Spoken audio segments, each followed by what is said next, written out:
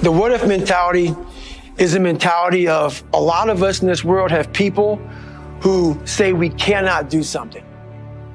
You can't do it, you're too short, you look a certain way, you act a certain way, you're not smart enough. I hit that roadblock every time. I was 300 pounds. I'll never forget, I was 300 pounds. I went from 175 to 300 pounds, and my goal was to be a Navy SEAL. Impossible goal. And every Navy recruiter that saw me said that, besides one.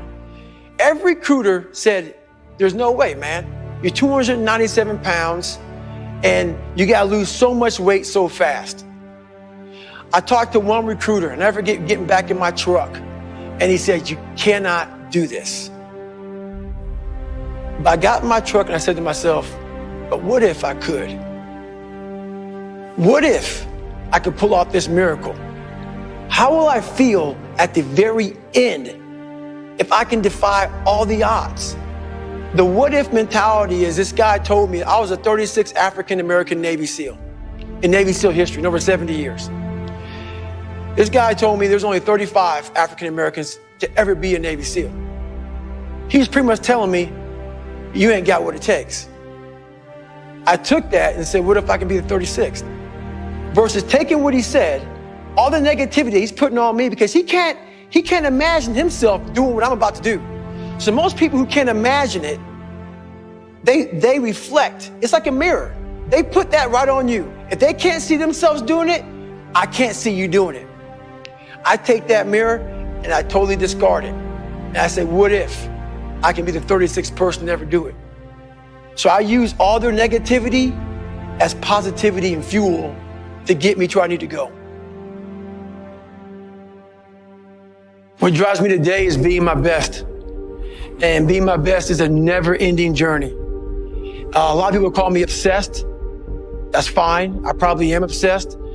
When you finally realize, like for me, that humble beginning I had, when you realize that I could have literally given up, and right now at 43, I could still be a 300-pound man spraying for cockroaches.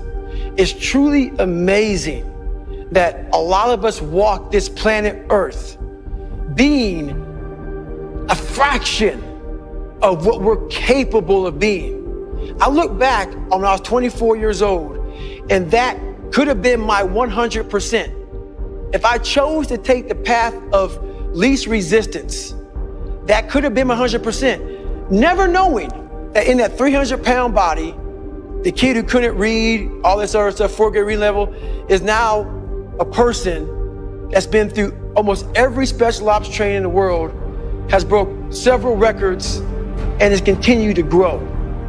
Once you realize what's on the other side of that, that will keep you, I'm the most driven person in the world, because I realized that I was leaving so much on the table.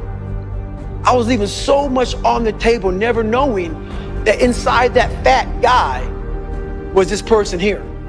And once you peel the crust, peel that crust away and see who you really are, you open your mind to a whole nother world. So I've opened my mind up to a whole nother world that most people can't even fathom because they haven't dug deep into their own personal problems.